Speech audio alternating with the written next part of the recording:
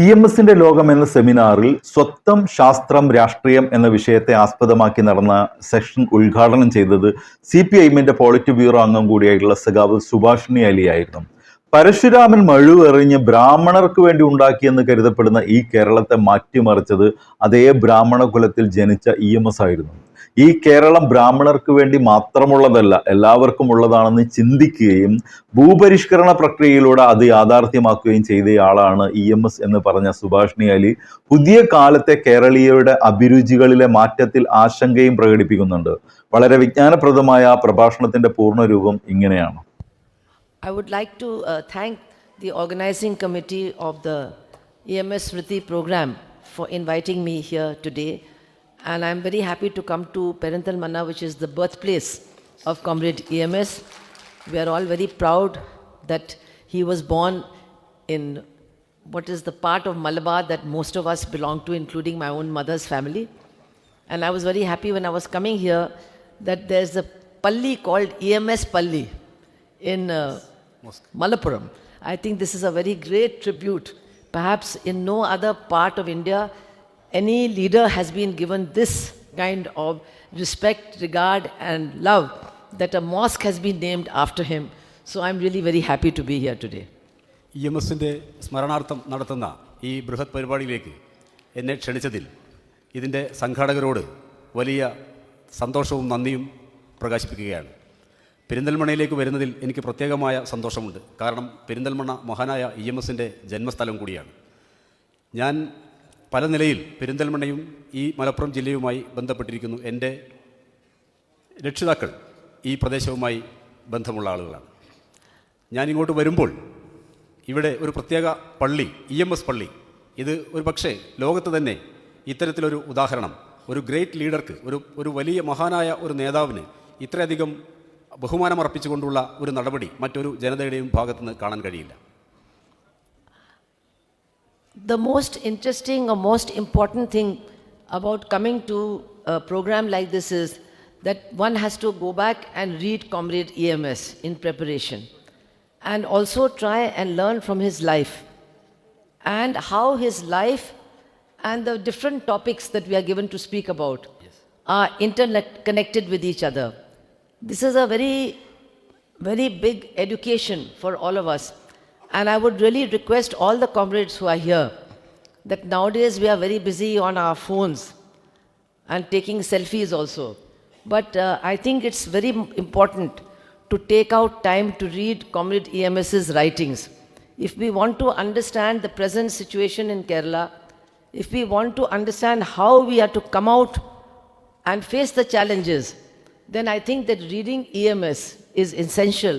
And I hope that this whole organization of the Smriti program will encourage and inspire many of you, and especially your children, the younger generation, to read some of the works of Comrade EMS Namboodiripad. ഇത്തരത്തിലുള്ളൊരു പരിപാടിയിലേക്ക് വരുമ്പോൾ ധാരാളം ഗൃഹപാഠം ചെയ്യുകയും EMSനെ കുറിച്ച് ധാരാളം വായിക്കുകയും ഒക്കെ ചെയ്യേണ്ടതുണ്ട്.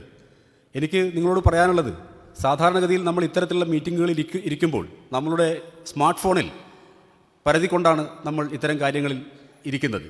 അതൊഴിവാക്കി, അതിവിടെയും ഒഴിവാക്കണം. മാത്രവുമല്ല, തുടർന്നുള്ള ദിവസങ്ങളിൽ ധാരാളം EMSനെ കുറിച്ച് ധാരാളം വായിക്കുകയും മനസ്സിലാക്കുകയും ചെയ്യാൻ ശ്രമിക്കണം. നിങ്ങളും നിങ്ങളുടെ ഇളം തലമുറയും അതിന് മുതിരണം എന്നാണ് എനിക്ക് അഭ്യർത്ഥിക്കാനുള്ളത്.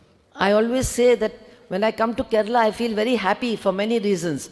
But for one thing, I feel sad.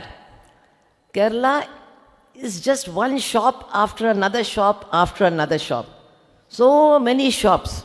But it's very unfortunate, very few bookshops.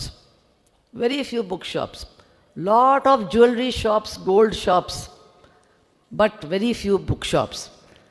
So I think this is not just a small thing. I think this is something that is important and which is showing the very big changes that have come in our society in Kerala.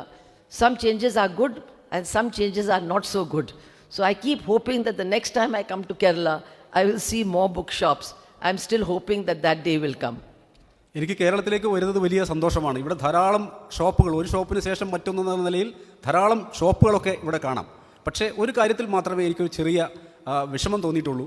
ധാരാളം ഷോപ്പുകളുണ്ടെങ്കിൽ പോലും ഇവിടെ book ഷോപ്പുകളുടെ എണ്ണം, പുസ്തക കടകളുടെ എണ്ണം വളരെ കുറവാണ് എന്നുള്ളതാണത്. അതൊരു വലിയ gold shops. ധാരാളം ഗോൾഡ് ഷോപ്പ്, ജ്വല്ലറി ഷോപ്പുകളും അതുപോലെ ബേക്കറികളും ഒക്കെ ധാരാളം ഉണ്ട്. താനും പുസ്തക കടകൾ വളരെ കുറവാണ്. ഞാൻ മനസ്സിലാക്കുന്നത് അടുത്ത തവണ എനിക്ക് ഇങ്ങോട്ട് വരേണ്ടി വരുമ്പോഴേക്കും ഇക്കാര്യത്തിലൊരു വലിയ പോസിറ്റീവായിട്ടുള്ള മാറ്റം ഉണ്ടാകുമെന്നാണ് പ്രതീക്ഷിക്കുന്നത്.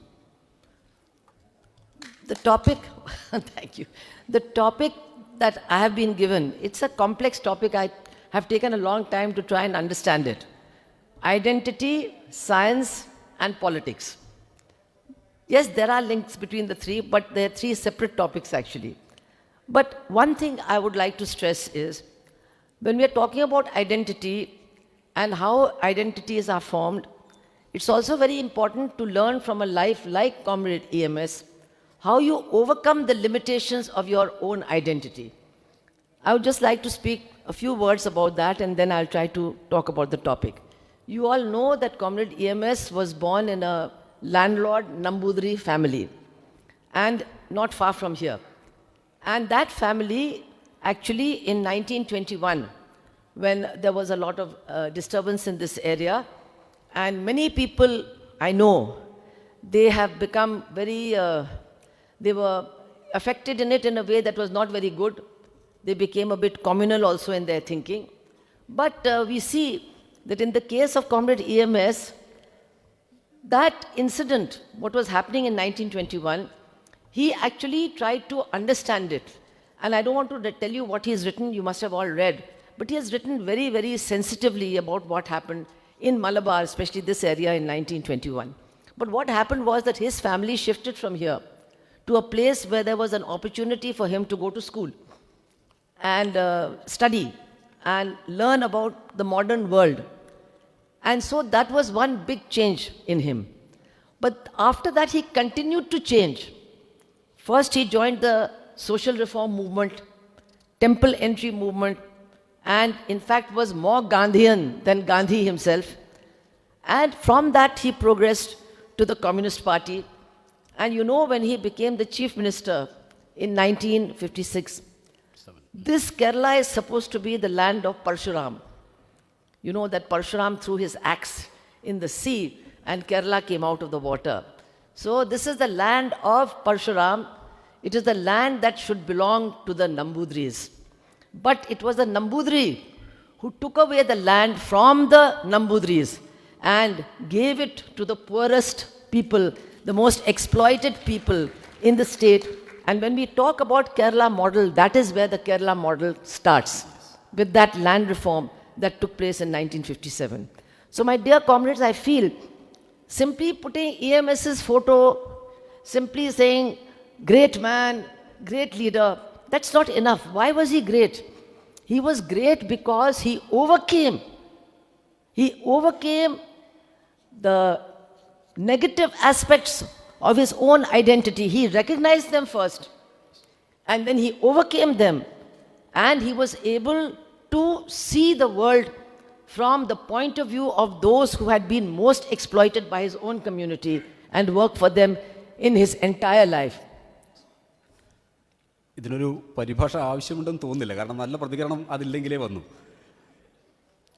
ഈ വിഷയം മൂന്ന് വളരെ വ്യത്യസ്തങ്ങളായിട്ടുള്ള വളരെ വിശാലമായ വിഷയങ്ങളാണ് സംസാരിക്കാൻ വേണ്ടി തന്നിട്ടുള്ളത്. ധാരാളം സമയമെടുത്താണ് ഇക്കാര്യങ്ങൾ മനസ്സിലാക്കിയത് തന്നെ. EMS പോലെ ഒരാളെ കുറിച്ചാകുമ്പോൾ അദ്ദേഹത്തിൽ നിന്ന് തന്നെ ഇക്കാര്യത്തിൽ കാര്യമായി പഠിക്കാനുണ്ട്. പ്രധാനമായും സ്വത്വം എന്ന സംഗതിയെ മുൻനിർത്തി ചിന്തിക്കുമ്പോൾ EMS ഏറ്റവും വലിയ പ്രത്യേകത അദ്ദേഹത്തിൻ്റെ സ്വത്വത്തെ ജീവിതത്തിൽ മറികടന്നു എന്നുള്ളതാണ്. യഥാർത്ഥത്തിൽ അദ്ദേഹം ഒരു വലിയ ഭൂവുടമ ജന്മി കുടുംബത്തിൽ ജനിച്ച ആളാണെന്നുള്ളത് നമുക്ക് എല്ലാവർക്കും അറിയാവുന്ന കാര്യമാണ്. സാധാരണഗതിയിൽ കേരളം പരശുരാമൻ്റെ നാട് എന്നുള്ള നിലയിൽ യഥാർത്ഥത്തിൽ ഈ കേരളം അർഹതപ്പെട്ടിരിക്കുന്നത് ആ വിശ്വാസമനുസരിച്ച് ബ്രാഹ്മണർക്കാണ്. എന്നാൽ അത്രയധികം സ്വത്തുക്കൾ ഉണ്ടായിട്ടും യഥാർത്ഥത്തിൽ ബ്രാഹ്മണരുടെ സ്വത്തുക്കൾ തന്നെ തിരിച്ചെടുത്ത് സാധാരണ ജനങ്ങൾക്ക് വിതരണം ചെയ്യുന്ന വലിയ വിപ്ലവം, അത്തരത്തിൽ അദ്ദേഹത്തിൻ്റെ സ്വത്വത്തെ തന്നെ അദ്ദേഹം അട്ടിമറിക്കുന്ന, അതിനെ മറികടക്കുന്ന വളരെ മനോഹരമായ കാഴ്ചയാണ് നമ്മൾ കാണുന്നത്. So how to overcome the limitations of your identity? So നമ്മുടെ ഇത് കാണിക്കുന്നത് നമ്മുടെ സ്വത്വബോധത്തെ. ഞാൻ മലയാളിയാണോ?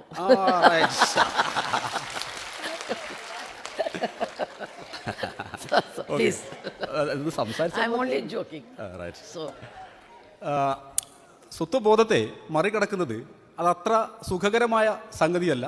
അത് വളരെ പെയിൻഫുൾ ആയിട്ടുള്ള, വളരെ അറിഞ്ഞുകൊണ്ടുള്ള ഇടപെടൽ സ്വന്തം ജീവിതത്തിൽ ആവശ്യമുള്ള നടപടിയാണ് എന്നുള്ളതാണ് അതിൽ നിന്ന് മനസ്സിലാവേണ്ടത്. അദ്ദേഹത്തിൻ്റെ ഫോട്ടോ വീട്ടിൽ വെറുതെ വെച്ച് അദ്ദേഹത്തെ ഒരു മഹത്തായ മനുഷ്യൻ, ഒരു മഹാൻ എന്നുള്ള നിലയിൽ മാത്രം പറഞ്ഞാൽ പോരാ. എന്താണ് അദ്ദേഹത്തിൻ്റെ മഹത്വം എന്ന് വെച്ചാൽ അദ്ദേഹം ആ സ്വത്വബോധത്തെ മറികടന്ന വ്യക്തി എന്നുള്ളതാണ് അദ്ദേഹത്തിൻ്റെ മഹത്വം. so when we talk about the question of identity, we're saying identity, science and politics. So when we talk about the question of identity, I think it's a very relevant subject when we are talking about Comrade EMS. Because I don't think any other person or any other important political leader in India, except for Dr. Ambedkar possibly, has examined the question of caste, the development of caste, the role of caste in history, the role of caste in society, and along with that also the question of women, that is gender identity, the question of the other backward caste people, so, and of course tribals. So all these groups of people about whom we speak when we are talking about identity politics, they were very seriously studied by Comrade EMS. And we all know that he was one of the people who spoke about the limitations of bourgeois social reformers when it came to actually fighting against caste oppression. ചരിത്രത്തിൽ നമ്മൾ പരിശോധിക്കുമ്പോൾ ഒരു പക്ഷേ അംബേദ്കറെ മാറ്റി നിർത്തിക്കഴിഞ്ഞാൽ സ്വത്വപരമായ പരിശോധനകൾ ഇത്ര വിശദമായി നടത്തിയ മറ്റൊരു സാമൂഹ്യ പ്രവർത്തകൻ, ഒരു രാഷ്ട്രീയ നേതാവ് ഉണ്ടാകില്ല എന്ന് നമുക്ക് ബോധ്യമാവും. സഖാവ് EMS ദളിത് സ്വത്വബോധത്തെക്കുറിച്ച് പഠിച്ചിട്ടുണ്ട്, സ്ത്രീ സ്വത്വബോധത്തെക്കുറിച്ച് പഠിച്ചിട്ടുണ്ട്, മറ്റു പിന്നോക്ക ജനവിഭാഗങ്ങളുടെ സ്വത്വബോധത്തെക്കുറിച്ചെല്ലാം വിശദമായി പഠിച്ചിട്ടുണ്ട്. Okay, yes, continue. So he criticized the social reformers. And അദ്ദേഹം ഇതിൻ്റെ എല്ലാം അടിസ്ഥാനത്തിൽ ബൂർഷ്വ രീതിയിലുള്ള സാമൂഹ്യ പരിവർത്തന മാർഗങ്ങളെ വലിയ തോതിൽ വിമർശിച്ചിട്ടുണ്ട്. Along with these identities, he was also very conscious of religious identities. And he made a study within the context of Kerala, which is very important, about the development of these religious identities. But of course, in Kerala, the development of the religious communities, minority communities, has been very different from the rest of India. But still, that was very much part of his study also. അദ്ദേഹം മതപരമായ സ്വത്വത്തെ സംബന്ധിച്ചും ധാരാളം പഠനങ്ങൾ നടത്തിയിട്ടുണ്ട്. കേരളത്തിലെ മതന്യൂനപക്ഷങ്ങളുടെ സ്വത്വ പഠനങ്ങൾ വളരെ പ്രശസ്തമാണ്. ഇന്നും കേരളത്തിലെ മതന്യൂനപക്ഷങ്ങൾക്ക് ഇന്ത്യയിലെ മറ്റു മേഖലകളിലെ മതന്യൂനപക്ഷങ്ങളിൽ നിന്ന് വ്യത്യസ്തമായ സ്വത്വബോധം ഉണ്ട്. So when we remember that Comrade EMS Namboodiripad, Comrade A.K. Gopalan and other leaders of the communist movement, actually they started their political life in the social reform movement and in the temple entry movement. And we all know that the role that they played in that was very important.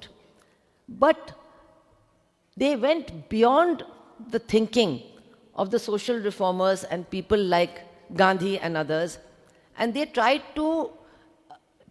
to address a basic question that for hundreds of years, so many people, great people, have opposed the caste system. But why is it still present today? Why is caste oppression the worst kind of barbaric oppression in the world? Why is it still persisting today? That was the question that they tried to answer. സഖാവ് EMS ധാരാളം ഇത്തരത്തിലുള്ള പരിശോധനകളിലൂടെയും പഠനത്തിലൂടെയുമാണ് സാമൂഹ്യ പ്രവർത്തന രംഗത്തേക്കും രാഷ്ട്രീയ രംഗത്തേക്കുമൊക്കെ വന്നിട്ടുള്ളത്. ക്ഷേത്രപ്രവേശന വിളംബരവും അതുമായി ബന്ധപ്പെട്ട ശ്രമങ്ങളും അതിലെല്ലാം തന്നെ സഖാവ് EMSഉം AKGയും ഒക്കെ എടുത്തിട്ടുള്ള പങ്ക് നമുക്കറിയാവുന്നതാണ്. എന്നാൽ അതിന് തുടർച്ചയായി മറ്റു നേതാക്കന്മാരും മറ്റു മേഖലകളിലുള്ള സാമൂഹ്യ പ്രവർത്തകരുമെല്ലാം വലിയ സംഭാവനകൾ നൽകിയിട്ടുണ്ടെങ്കിൽ പോലും ഇപ്പോഴും എന്തുകൊണ്ടാണ് ഈ കാസ്റ്റ് സിസ്റ്റം ഇത്ര ശക്തമായി ഇപ്പോഴും നിലനിൽക്കുന്നത്? അതുമായി ബന്ധപ്പെട്ട വലിയ കടന്നാക്രമണങ്ങളും ചൂഷണങ്ങളും എന്തുകൊണ്ടാണ് ഇപ്പോഴും ഇത്ര ശക്തമായി നിലനിൽക്കുന്നത് എന്ന ചോദ്യത്തിന് ഉത്തരം കണ്ടെത്താനാണ് അവർ ശ്രമിച്ചിട്ടുള്ളത്. And the conclusion that Comrade EMS and also Comrade B.T. Ranadive, what they came to, what they understood, what they wrote was that it is no use opposing caste only in the name of humanity. Talking about caste oppression, it is something very bad, so we should not engage in it. One has to fight it in a very different way, not only on moral grounds. And to fight the caste system and caste oppression must also be mobilized to fight against this oppression and to fight for many of the other problems like landlessness, like poverty, etc., that are part of this atrocious caste system. So what they were saying is that caste and class are not two things which are opposed to each other. These are not categories which are opposed to each other.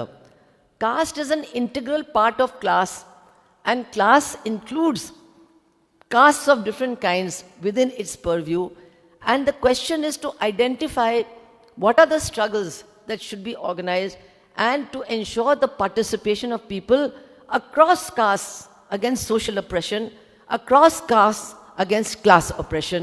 This is the conclusion that they came to. I think it was a very big step forward in our social history at that time.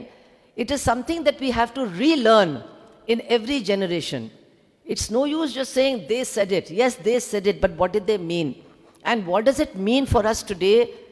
What does it mean for our activity, our action, and our organization of struggles today? That is what is very important. Caste system ഒരു മാനുഷിക പ്രശ്നം, ജാതിപരമായ വിവേചനങ്ങളും അതുപോലെ അതുമായി ബന്ധപ്പെട്ട പീഡനങ്ങളും ഒരു മാനുഷിക പ്രശ്നം എന്നുള്ള നിലയിൽ കൈകാര്യം ചെയ്യുന്നതിൽ അർത്ഥമില്ല എന്നാണ് ഒരു കൺക്ലൂഷൻ EMSൻ്റെയും BTRൻ്റെയും ഒക്കെ ഉള്ള ഒരു പരിശോധനയിൽ നിന്ന് അവർക്ക് മനസ്സിലായിട്ടുള്ളത്.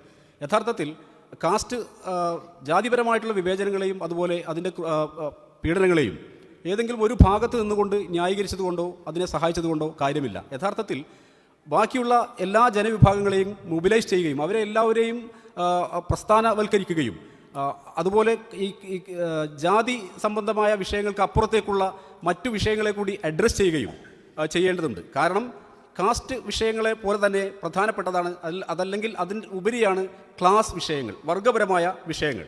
യഥാർത്ഥത്തിൽ വർഗപരമായ വിഷയങ്ങൾ തന്നെയാണ്, വർഗപരമായ വിഷയങ്ങൾക്കുള്ളിൽ എല്ലാവിധ ജാതി പ്രശ്നങ്ങളും നിലനിൽക്കുന്നുണ്ട്. അപ്പോൾ അതുകൊണ്ട് വർഗപരമായ വിഷയങ്ങളെയും ഇതുപോലെ തന്നെ ജാതിപരമായ വിഷയങ്ങളെയും രണ്ടായി കൈകാര്യം ചെയ്യുന്നതിൽ തെറ്റുണ്ട്. യഥാർത്ഥത്തിൽ വർഗപരമായ വിഷയത്തെ മുൻനിർത്തി വേണം കാര്യങ്ങളെ മുന്നോട്ട് കൊണ്ടുപോകാൻ എന്നാണ് അവസാനമായി കണ്ടെത്തിയത്. And that is why when we are talking about the land reform movement in Kerala, it is important to remember that why was it so close to EMS's heart? Becoming Chief Minister, why did he think that this is the first thing that he should do? Because it was central to his understanding of the oppression of the oppressed castes and also of the poor of many other communities. At that time, as I recall, a large section of the Muslim community also, they were tenant farmers with absolutely no guarantee, and also they were extremely oppressed and poor. So that first step of the EMS government was an example, and of course it was the result of much joint struggle. It didn't just come out of the air. There had been huge struggles of the poor, rural poor of Kerala, belonging to different castes, different communities in different parts of Kerala. In Punapra, Vayalar, it was different. In Malabar, it was different. In other places, it was different. But everywhere there was the common thread that it was a huge, massive militant struggle that united people who were oppressed, who were poor, who belonged to different castes and also different communities. And that is what pushed Comrade EMS to fighting for land reform the moment he became Chief Minister and ensuring the rights of the poor tenants across Kerala. It was a very, very big step. Today, it is something we have seen for so many years.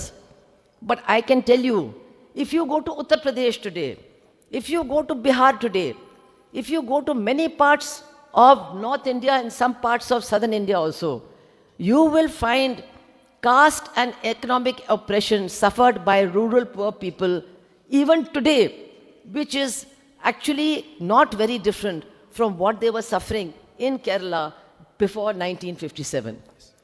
1957 ആദ്യ government വന്ന ഉടനെ തന്നെ എന്തുകൊണ്ടാണ് ഭൂപരിഷ്കരണം എന്ന സുപ്രധാനമായ agenda മുന്നോട്ട് വെക്കാൻ EMSനെ പ്രേരിപ്പിച്ചത് എന്നുള്ളതാണ് നമ്മൾ ചിന്തിക്കേണ്ടത്.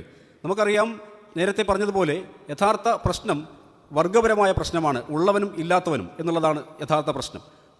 ഉള്ളവൻ എന്നുള്ളതിൽ ഭൂമിയുള്ളവൻ എന്നോ ഇല്ലാത്തവൻ എന്നുള്ളതിൽ ഭൂമിയില്ലാത്തവൻ, ലാൻഡ്ലെസ് ആയിട്ടുള്ള ആളുകൾ എന്നുള്ള നിലയിൽ നമുക്കതിനെ മനസ്സിലാക്കാൻ കഴിയും. യഥാർത്ഥത്തിൽ EMS ഗവൺമെൻറ്റിൻ്റെ ആവിർഭാവം തന്നെ, അതിൻ്റെ ഉയർന്നു വരവ് തന്നെ കേരളത്തിലാകമാനമുള്ള ഭൂമിയില്ലാത്ത ആളുകളുടെ, വളരെ പാവപ്പെട്ട ആളുകളുടെ, എല്ലാ മത ജനവിഭാഗങ്ങളിൽപ്പെട്ട പാവപ്പെട്ട ആളുകളുടെ ഒന്നിച്ചുള്ള വർഷങ്ങൾ നീണ്ടു നിന്നിട്ടുള്ള പ്രക്ഷോഭത്തിൻ്റെ ഭാഗമായി വന്ന മൂവ്മെൻറ്റാണ് യഥാർത്ഥത്തിൽ EMS ഗവൺമെൻറ്റിനെ സ്ഥാപിച്ചത്. ആ ഒരു ധാരണ നന്നായിട്ടുള്ളത് കൊണ്ടാണ് ആദ്യ അജണ്ടയായി തന്നെ ഭൂപരിഷ്കരണ നിയമം കൊണ്ടുവരാൻ അദ്ദേഹം തീരുമാനിച്ചത്. നമുക്കിപ്പോഴും നോർത്ത് ഇന്ത്യയിൽ ചെന്നാൽ പല ഭാഗങ്ങളിലും, ഇന്ത്യയുടെ മറ്റു പല ഭാഗങ്ങളിൽ നമുക്കിപ്പോഴും കാണാൻ കഴിയും 1957 മുൻപ് കേരളത്തിലുണ്ടായിരുന്ന സ്ഥിതി ഇപ്പോഴും നിലനിൽക്കുന്നുണ്ട്. വർഗപരമായും ഇതുപോലെ തന്നെ വർണ്ണപരമായിട്ടുള്ള വലിയ തോതിലുള്ള അസമത്വവും വലിയ തോതിലുള്ള ചൂഷണവും ഇപ്പോഴും നമുക്കവിടെ കാണാൻ കഴിയും. Now, comrades, I can speak a lot just about this issue, caste and class, and the kind of struggles that were organized. But you have given me 3 parts of my topic. So I just want to speak a little bit, few words about the science part, and then I will try to come to the political part. Now, when I saw this subject, I felt, what is the connection? Identity, science, what is the connection? But there is a connection. If we see that caste is a very important part of our social identity, then we have to also go back and see what was the relationship between Varnashram Dharma and the development of science in our country. ഞാനിനി കുറച്ച് സമയം ശാസ്ത്രത്തെക്കുറിച്ചാണ് സംസാരിക്കുന്നത്. നേരത്തെ ഈ വിഷയം എനിക്ക് തന്നപ്പോൾ 3 വ്യത്യസ്ത വിഷയങ്ങൾ ഇതെങ്ങനെയാണ് ബന്ധപ്പെട്ടിരിക്കുന്നത് എന്നുള്ളത് സംബന്ധിച്ച് എനിക്ക് തന്നെ ഒരു സംശയമുണ്ടായിരുന്നു. പിന്നീട് എൻ്റെ പരിശോധനയിൽ അത് വലിയ തോതിൽ ബന്ധപ്പെട്ട് കിടക്കുന്നതായി ബോധ്യം വന്നിട്ടുണ്ട്. ഇപ്പോൾ വർണ്ണാശ്രമ ധർമ്മം എന്നുള്ളത് ശാസ്ത്രത്തിൻ്റെ വികസനത്തെ അതല്ലെങ്കിൽ അതിൻ്റെ തടസ്സപ്പെടുത്തലുമായി നേരിട്ട് ബന്ധമുള്ള ഒന്നാണ്.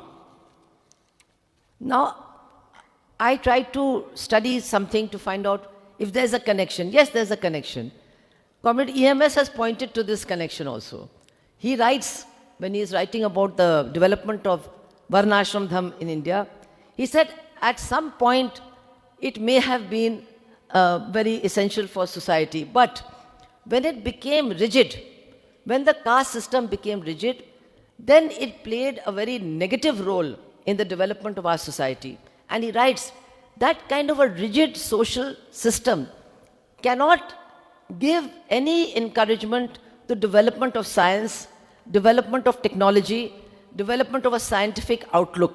And that is why the caste system should be regarded as one of the reasons for India's backwardness. After a time of development, it then put a brake on our development and was responsible for our remaining backward in many ways. കാസ്റ്റും ഇതുപോലെ തന്നെ ശാസ്ത്രവും തമ്മിൽ connected ആണോ എന്ന് ചോദിച്ചാൽ connected ആണ്. EMS അതിനെ സംബന്ധിച്ച് ധാരാളം എഴുതിയിട്ടുണ്ട്. അദ്ദേഹത്തിൻ്റെ എഴുത്തുകളിൽ ഇപ്പോൾ കേരള സമൂഹം അതിൻ്റെ തുടക്ക കാലഘട്ടങ്ങളിൽ ശാസ്ത്രത്തിൻ്റെ വളർച്ചയ്ക്ക് വർണ്ണാശ്രമധർമ്മം വലിയ തോതിൽ സംഭാവന ചെയ്തിട്ടുണ്ട്. അതേസമയം ആ വളർച്ചയുടെ ഒരു പരിധി കടന്നപ്പോൾ സമൂഹം വലിയ തോതിൽ റിജിഡായപ്പോൾ, വലിയ തോതിൽ റിജിഡാവെന്ന് പറഞ്ഞാൽ സങ്കുചിതമായപ്പോൾ ശാസ്ത്ര വളർച്ചയെ, സാങ്കേതിക ശാസ്ത്രത്തിൻ്റെ വളർച്ചയെ എല്ലാം ജാതി വേർതിരിവുകൾ, ഇതുപോലെ ജാതി സംവിധാനങ്ങൾ തടസ്സപ്പെടുത്താൻ തുടങ്ങി. യഥാർത്ഥത്തിൽ ഇന്ന് നമ്മുടെ രാജ്യം അനുഭവിക്കുന്ന ശാസ്ത്ര സാങ്കേതിക രംഗങ്ങളിലെ പിന്നോക്കം നിൽക്കൽ, അതിൻ്റെ പ്രധാന കാരണം ഇപ്പോഴും നിലനിൽക്കുന്ന വലിയ തോതിലുള്ള ജാതി വേർതിരിവുകളാണ്. And that is why if we go back and look, we can see that possibly this is one of the reasons that we became so easy to conquer in a certain way by people who were in certain spheres technologically more advanced than us, use of gunpowder and then use of technology, use of ships, and so on and so forth. Those societies which developed technologically and scientifically, they were able to then come into India and actually enslave us. യഥാർത്ഥത്തിൽ ശാസ്ത്ര സാങ്കേതിക രംഗത്തെ നമ്മുടെ പിന്നോക്കാവസ്ഥ നമ്മളെ വലിയ തോതിൽ മറ്റുള്ള ആളുകൾക്ക് കീഴ്പ്പെടുത്താനുള്ള അവസരം തുറന്നു കൊടുക്കുന്നുണ്ട്. ഇപ്പോൾ ശാസ്ത്ര സാങ്കേതിക രംഗത്ത് തോക്ക്, വിമാനങ്ങൾ, കപ്പലുകൾ തുടങ്ങിയ യുദ്ധോപകരണങ്ങളൊക്കെ വലിയ കാര്യമായി നിർമ്മിക്കുന്ന രാജ്യങ്ങളെ സംബന്ധിച്ചിടത്തോളം അവർക്ക് ഏതൊരു സമയത്തും ഇക്കാര്യങ്ങളിൽ പുറകിൽ നിൽക്കുന്ന നമ്മളെ പോലത്തെ രാജ്യങ്ങളെ ആക്രമിക്കാനും കീഴ്പ്പെടുത്താനുമുള്ള അവസരം തുറന്നു കിടക്കുന്നുണ്ട്. And I'm not exaggerating about the direction in which Comrade EMS has pointed us, because I just read there's a history of Indian chemistry by Acharya Prafulla Chandra Roy. Many of you who are teaching science would have heard about this. It's a very basic book. And in that he says that in the 11th century, when the caste system was becoming rigid in our society, that was a time when scientific inquiry stopped, actually. The disconnect between intellectual labor and physical labor was so extreme that this actually stopped the development of scientific thought in our country. And in today's context, I would like to say, if you see what the BJP government is doing, we can understand that yes, Brahminical people who want to impose a Brahminical system like the caste system will always be against science. And that is why the BJP government even wants to ban Darwin in our textbooks. It's not a coincidence, it's something that is very much part of their thinking. ഇത് ഇപ്പോൾ ശാസ്ത്രരംഗത്തെ നമ്മുടെ പിന്നോക്കാവസ്ഥ യഥാർത്ഥത്തിൽ അറിഞ്ഞുകൊണ്ട് നിർമ്മിക്കപ്പെട്ട ഒരു നിർമ്മിതിയാണ്, അറിയാതെ സംഭവിച്ചതല്ല. ചരിത്രത്തിൽ ഇപ്പോൾ 11ാം നൂറ്റാണ്ടിൽ ആചാര്യ പ്രഫുല്ല ചന്ദ്ര റോയ് എന്ന എഴുത്തുകാരനല്ലേ? No, I'm asking about the time. അദ്ദേഹത്തിൻ്റെ You please. ആ കാലഘട്ടത്തിൽ 11ാം നൂറ്റാണ്ടിൽ ശാസ്ത്രവും ഇതുപോലെ തന്നെ ഫിസിക്കൽ ലേബറും നേരിട്ടുള്ള അധ്വാനവും തമ്മിലുള്ള ബന്ധം വളരെ ശക്തമായിരുന്നു. അതേസമയം അതിനുശേഷം മതങ്ങളുടെയും ജാതികളുടെയും ശക്തമായ സാമൂഹ്യ രംഗത്തേക്കുള്ള കടന്നുവരവിന് ശേഷം അത് പാടെ നിലച്ചു.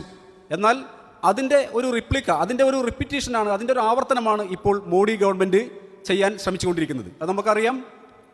ശാസ്ത്രരംഗത്തെ അഭിരുചി ഇല്ലാതാക്കുന്നു, ശാസ്ത്രബോധം ഇല്ലാതാക്കുന്നു. ഇതുപോലെ തന്നെ ഡാർവിനെ നമ്മുടെ ടെക്സ്റ്റ് ബുക്കുകളിൽ നിന്നും മാറ്റി നിർത്തുന്ന പ്രവണത കൂടി അതിലേക്കാണ് വിരൽ ചൂണ്ടുന്നത്.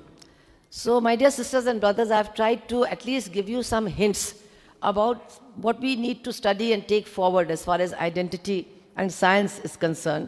And now when we come to politics, then I would like to say, what is the connection between these two aspects and politics? I think that what we have to understand, that what is the most important challenge for us politically. People on the left today and people in Kerala on the left, what is the biggest challenge politically that is before us that we have to overcome? ഇനി രാഷ്ട്രീയത്തിലേക്ക് വരുമ്പോൾ എന്താണ് രാഷ്ട്രീയത്തിൽ ഇന്ന് നമ്മൾ നേരിടുന്ന ഏറ്റവും വലിയ വെല്ലുവിളി? കേരളത്തിലെയും ഇന്ത്യയിലെയും പ്രത്യേകിച്ചുള്ള ഇടതുപക്ഷക്കാർ ഇന്ന് രാഷ്ട്രീയത്തിൽ നേരിടുന്ന പ്രധാന വെല്ലുവിളി എന്താണ്? The biggest challenge is, of course, the challenge of BJP's Manuvadi policies. That is the biggest challenge that we on the left have to fight against, not only in Kerala, but in the rest of India. But in Kerala, this has become a very crucial battle today. ഏറ്റവും പ്രധാനപ്പെട്ട വെല്ലുവിളി BJP മുന്നോട്ട് വയ്ക്കുന്ന മനുവാദമാണ്. അതിനെതിരെ ഇന്ത്യയിലെയും കേരളത്തിലെയും ഇടതുപക്ഷങ്ങൾ ഒന്നിച്ച് അതിശക്തമായ പ്രക്ഷോഭം കെട്ടിപ്പൊക്കേണ്ടതാണ്. Some people use the word Hindutva, and of course the BJP itself uses the word Hindutva. Savarkar also used the word Hindutva, and I think that they deliberately chose Hindutva because it will appeal to a very large section of the majority population. But I think that it is equally appropriate to use the word Manuvad, because that is what actually they are promoting.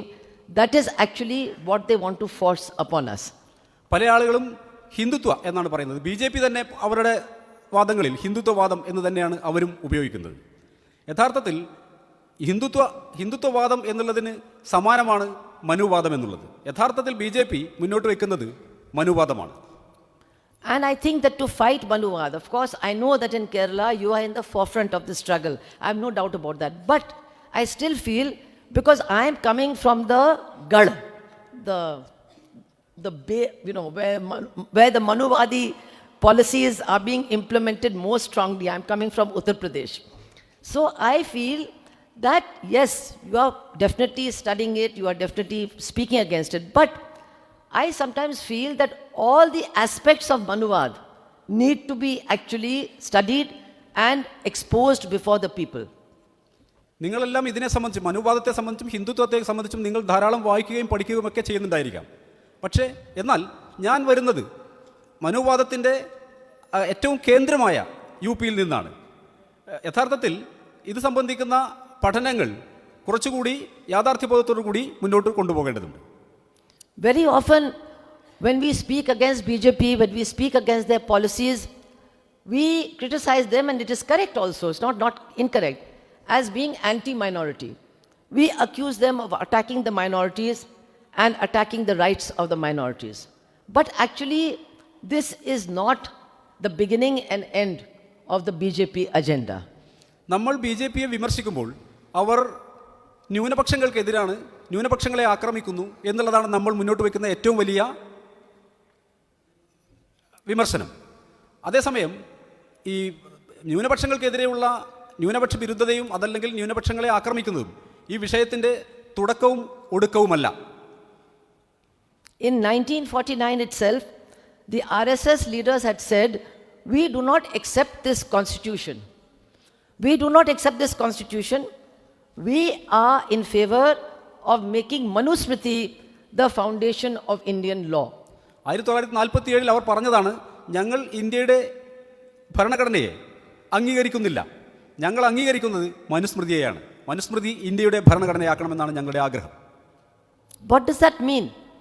It means that, yes, there is the anti-minority aspect, because as we all know, whether it is Savarkar or whether it is the RSS, they want to give second-grade citizenship to the minorities. But I would like to say that Manusmriti gives second-grade citizenship to 90% of the people born in this country. എന്താണ് യഥാർത്ഥത്തിൽ മനുസ്മൃതിയെ ഭരണഘടനയാക്കണമെന്ന് പറയുന്നതിൻ്റെ ഉദ്ദേശം എനിക്ക് മനസ്സിലാകുന്നില്ല. നമുക്കറിയാം, RSS ആണെങ്കിലും BJP ആണെങ്കിലും അവരുടെ ഏറ്റവും മുന്നോട്ട് അവർ കാര്യമായി പറഞ്ഞുകൊണ്ടിരിക്കുന്നത് ഇന്ത്യയിലെ മതന്യൂനപക്ഷങ്ങൾക്ക് രണ്ടാം തരം പൗരത്വം നൽകുക എന്നുള്ളതാണ്. യഥാർത്ഥത്തിൽ രണ്ടാം തരം പൗരത്വം നൽകുന്നതിൽ അതിൽ പോലും ഒതുങ്ങില്ല മനുസ്മൃതി വന്നാൽ. കാരണം മനുസ്മൃതി ഇന്ത്യയിലെ 90% ആളുകൾക്കും രണ്ടാം തരം പൗരത്വമാണ് പരികൽപ്പിക്കുന്നത്. And the policies of the BJP in the last 10 years, since they came to power in Delhi, should be actually studied in great detail. Of course, once again I will say, they have attacked the minorities, no doubt about it. They have tried to change the secular nature of our constitution, no doubt about that also. But they have done much more than that. They have actually followed the precepts of Manusmriti. വീണ്ടും അധികാരത്തിൽ വന്നപ്പോൾ അവർ ഇനിയും ന്യൂനപക്ഷങ്ങളെ ആക്രമിക്കുമെന്ന കാര്യത്തിൽ നമുക്ക് തർക്കമില്ല. ഇതുപോലെ തന്നെ ഭരണഘടനയെ ആക്രമിക്കുന്ന കാര്യത്തിലും നമുക്ക് തർക്കമില്ല. എന്നാൽ അതിനേക്കാളെല്ലാം വളരെ വലിയ ഒരു സംഗതി അവർ ചെയ്തിട്ടുണ്ട്. Please repeat. I haven't understand. Okay. Last thing. They have done a very big thing. They have done more than only attacking the rights of the minorities. Yeah. What is that? Yes, now they have attacked the rights of women. You know, this UCC that we are talking about, which has come in Uttarakhand, it is not only taking away the personal laws of the minorities, no. It is actually taking away the right of all women to decide whom they are going to marry. That is a very basic and fundamental right that the Constitution has given us, and given us Hindu women who never had this right in our whole history. They want to take away this very basic right. Why? Because this right, if we access this right, then Varnashram Dharma will collapse. Without controlling who a woman is going to marry, without controlling into which caste a woman is going to marry, you cannot save and strengthen Varnashram Dharma. അവർ ഏറ്റവും വലിയ കാര്യം, ഏറ്റവും വലിയ ദ്രോഹം ചെയ്തു വച്ചിരിക്കുന്നത് എന്തെന്ന് വെച്ചാൽ അവർ സ്ത്രീകളുടെ അധികാരാവകാശങ്ങൾ കവരാൻ തുടങ്ങിയിരിക്കുന്നു. ഒരു സ്ത്രീയുടെ ഏറ്റവും അടിസ്ഥാനപരമായ അവകാശങ്ങളിൽ ഒന്നായ ഞാൻ ആരെ വിവാഹം കഴിക്കണം, ഞാൻ ഏത് ജാതിയിൽ നിന്നുള്ള ഒരാളെ വിവാഹം കഴിക്കണം എന്നീ കാര്യങ്ങളിൽ വളരെ അപകടകരമായ ഇടപെടൽ അവർ നടത്തിക്കൊണ്ടിരിക്കുകയാണ്. അതെന്തിനാണെന്ന് വെച്ച് കഴിഞ്ഞാൽ, ഈ ഒരു അധികാരം കവർന്നിട്ടില്ലെങ്കിൽ, സ്ത്രീക്ക് ഈ അധികാരം വകവെച്ച് കൊടുത്താൽ പിന്നെ വർണ്ണാശ്രമധർമ്മം നിലനിർത്താൻ കഴിയില്ല. But it is the BJP government that protects people who commit honor crimes, who kill their own children because they have married intercaste or married intercommunity. It is the BJP government and people who are Manuvadi in their outlook who protect such crimes and such criminals. Yes. You see, in our country, one of the biggest percentage of murders is honor crimes. What does that mean? If a girl of one caste marries a boy of another caste, especially if the girl is of a higher caste, the boy is of a lower caste, then the parents and family members of the girl, they will go and kill that boy, kill his relatives, kill their daughter also. And if she marries someone of another community, then also they will do the same thing. And they are given protection by this BJP government. അഭിമാന ഹത്യകൾ, അഭിമാന കൊലപാതകങ്ങൾ നമ്മൾ ഇപ്പോൾ കേട്ടുകൊണ്ടിരിക്കുകയാണ്. ഏതെങ്കിലും ഒരു പെൺകുട്ടി മറ്റൊരു ജാതിയിൽപ്പെട്ട, മറ്റൊരു മതത്തിൽപ്പെട്ട ആളെ വിവാഹം കഴിച്ചാൽ ആ രണ്ടുപേരെയും കൊല്ലുകയോ അതല്ലെങ്കിൽ അവരുടെ കുടുംബത്തെ കൂട്ടത്തോടെ കൊല ചെയ്യുകയോ ചെയ്യുന്ന ധാരാളം സംഭവങ്ങൾ നമ്മൾ കേട്ടുകൊണ്ടിരിക്കുന്നുണ്ട്.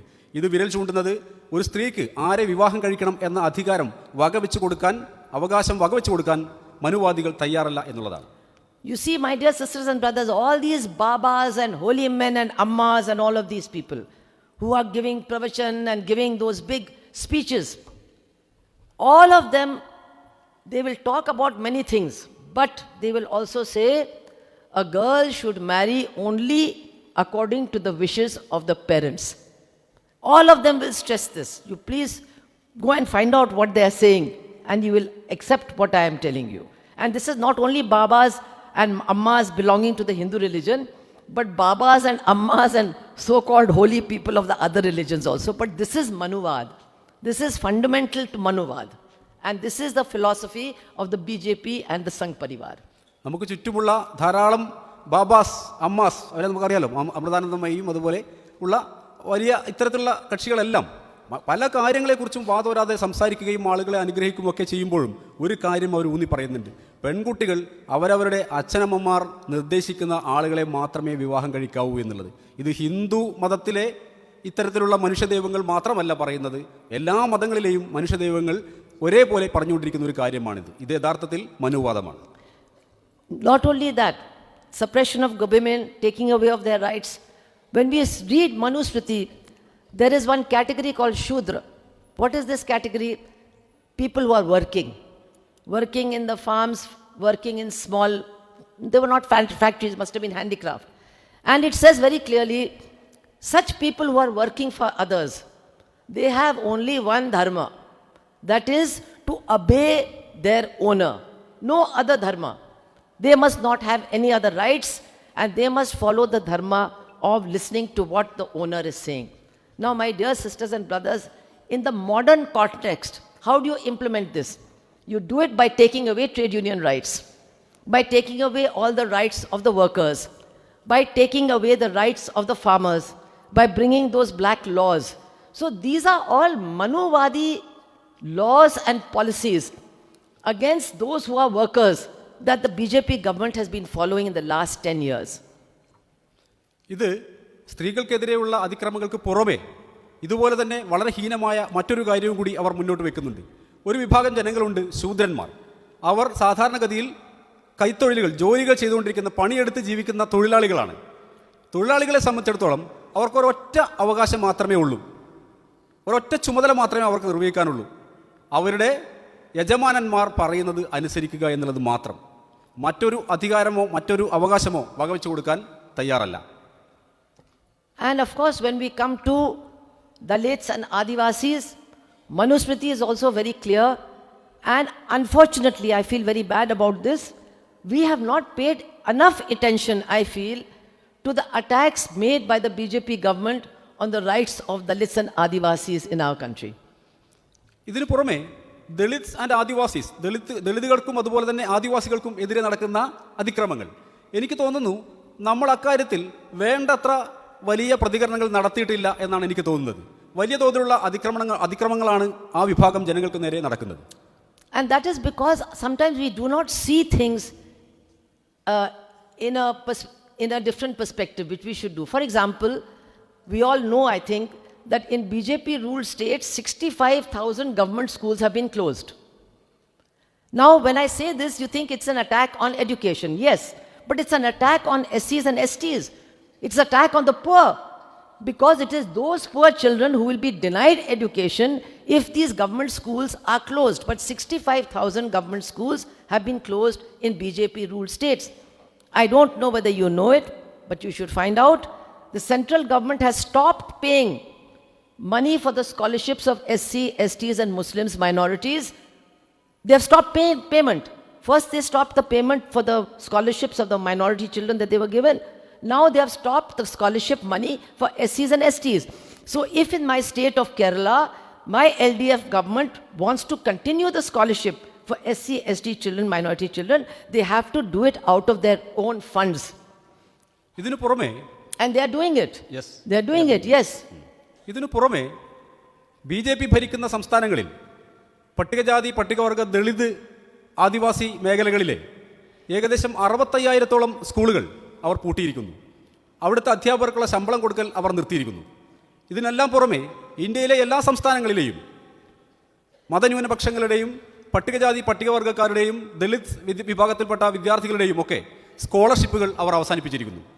ഇത് വളരെ വാസ്തവമായ ഒരു കാര്യമാണ്. കേരളത്തിൽ പോലും ഇത് സംഭവിച്ചിട്ടുണ്ട്. കേരള ഗവൺമെൻറ്, നമ്മുടെ ഇടതുപക്ഷ സർക്കാർ, കേരള സർക്കാരിൻ്റെ സ്വന്തം ഫണ്ടിൽ നിന്നും ഇപ്പോഴും ന്യൂനപക്ഷങ്ങളുടെയും പട്ടികജാതി പട്ടികവർഗക്കാരുടെയും ദളിത് വിഭാഗങ്ങളുടെയും സ്കോളർഷിപ്പുകൾ തുടരുകയാണ്. So if we see what is the BJP and its policies in a slightly different way, then we will also understand how we have to fight them.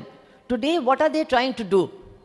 They are trying to create a Hindu identity for the majority community. How are they doing it?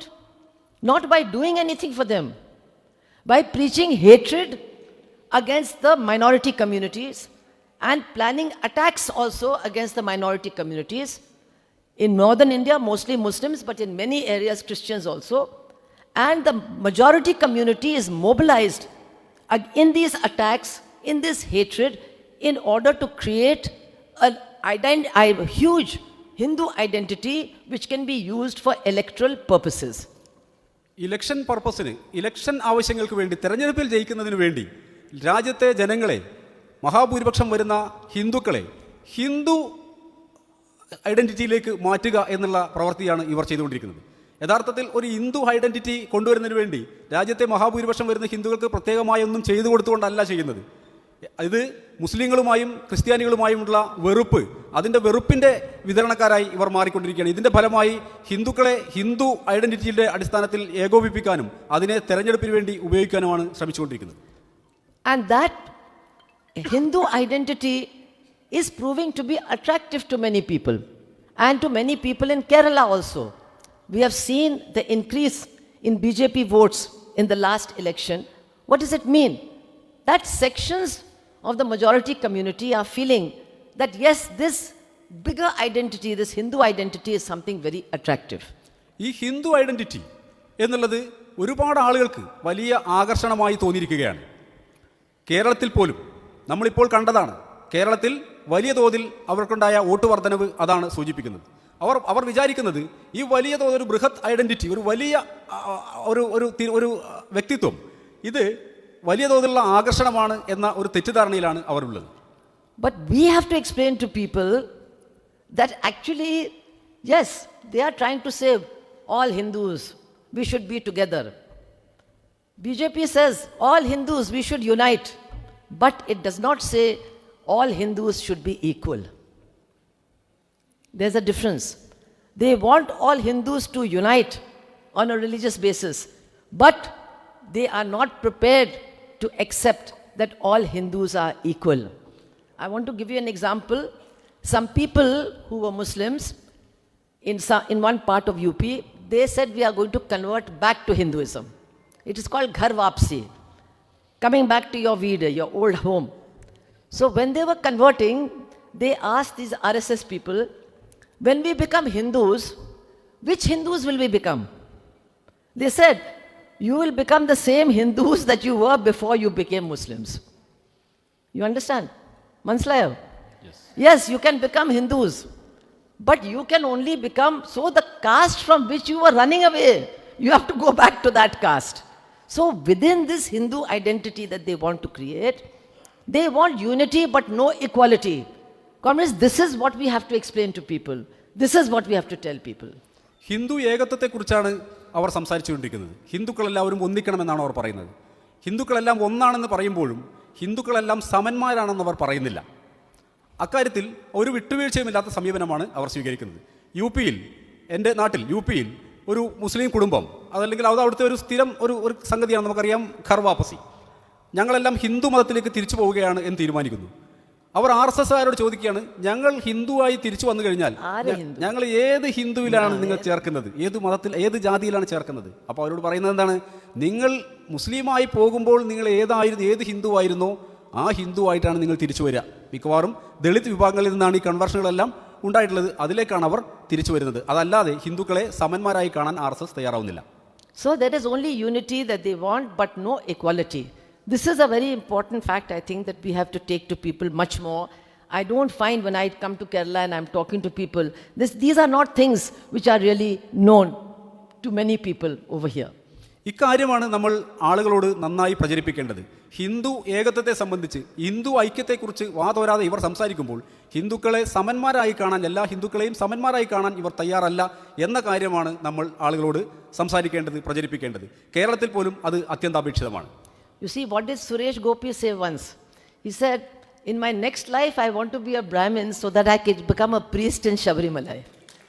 This is BJP Hindutva. അപ്പോൾ സുരേഷ് ഗോപി പറഞ്ഞത് നമുക്കറിയാലോ, അടുത്ത ജന്മമുണ്ടെങ്കിൽ എനിക്ക് ബ്രാഹ്മണനായി ജനിക്കണം, എനിക്ക് ശബരിമലയിലെ മേൽശാന്തിയാകണം എന്നുള്ളത്. ഇതാണ് ഹിന്ദുത്വ. കാരണം നിലവിൽ അദ്ദേഹം ബ്രാഹ്മണനല്ല. അദ്ദേഹത്തിന് ആ അവസരം, ഇങ്ങനെയൊക്കെ അദ്ദേഹത്തെ ചേർത്ത് പിടിക്കുമ്പോഴും അത്തരത്തിലുള്ള അവസരം അദ്ദേഹത്തിന് നിഷേധിക്കുകയാണ്. So my dear comrades, I'm going to end now. What I would like to say is, EMS is not here, AKG is not here, Krishna Pilla is not here, BTR is not here, but their books are here. We can study, we can learn, and we can analyze the current problems, the current challenge. According to me, and this is a very humble suggestion that I'm making, others have to think about it, because the Kerala future is at stake. It's not the future of our party, it's the future of Kerala that is at stake. ഞാൻ അവസാനിപ്പിക്കാൻ പോവുകയാണ് സുഹൃത്തുക്കളെ. നമുക്കിപ്പോൾ നമ്മുടെ കൂടെ സഖാവ് EMS ഇല്ല, AKG ഇല്ല, കൃഷ്ണപിള്ള ഇല്ല, BTR ഇല്ല. പക്ഷേ അവരുടെ എല്ലാം പുസ്തകങ്ങൾ നമ്മുടെ മുന്നിലുണ്ട്. അതെല്ലാം അതിൽ നിന്ന് ഊർജ്ജം ഉൾക്കൊണ്ടുകൊണ്ട്, അതിൽ നിന്ന് അറിവും വെളിച്ചവും ഉൾക്കൊണ്ടുകൊണ്ട് നമുക്ക് പ്രവർത്തിക്കണം. ഇത് ഇന്ത്യയുടെ മൊത്തം കാര്യം എന്നുള്ള നിലയിൽ മാത്രമല്ല ഞാൻ പറയുന്നത്. കേരളത്തിൻ്റെ ഭാവി സുരക്ഷിതമാക്കണമെങ്കിൽ അത്തരത്തിലൊരു നിലപാടിലേക്ക് നമ്മൾ മാറേണ്ടതുണ്ട്. This fight to save Kerala, this fight to save the culture, the tradition, the society of Kerala, the huge gains that Kerala has made in so many fields, I think is the most essential fight. And I do not believe that anyone other than the CPIM and the left can actually fight this battle. I don't think anybody else. Yes, we may have allies, we may have people, some India and this and that, but this fight to save our society and also to save our country from this Manuvadi onslaught has to be fought by us. I don't think there's anybody else who is really going to fight it.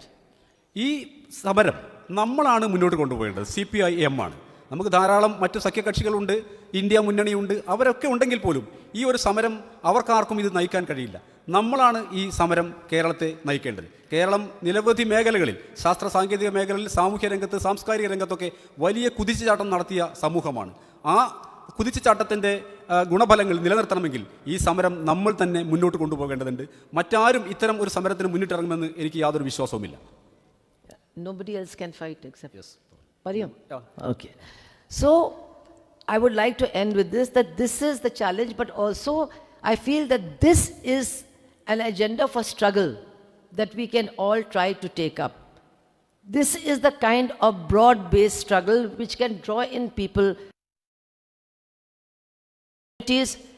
But we must also keep their special oppression and their special demands when we try to organize and try to organize this mass struggle. Please don't think that you can draw in women. Yes, women will be against Manuvad, but women also want their own autonomy. They want freedom from dowry. They want freedom from patriarchy, which is still very strong in our Kerala society. They want a different kind of freedom. They do not want to be given anything. They want to have their own freedom. So they have their own demands with which definitely they can be drawn into this wider struggle.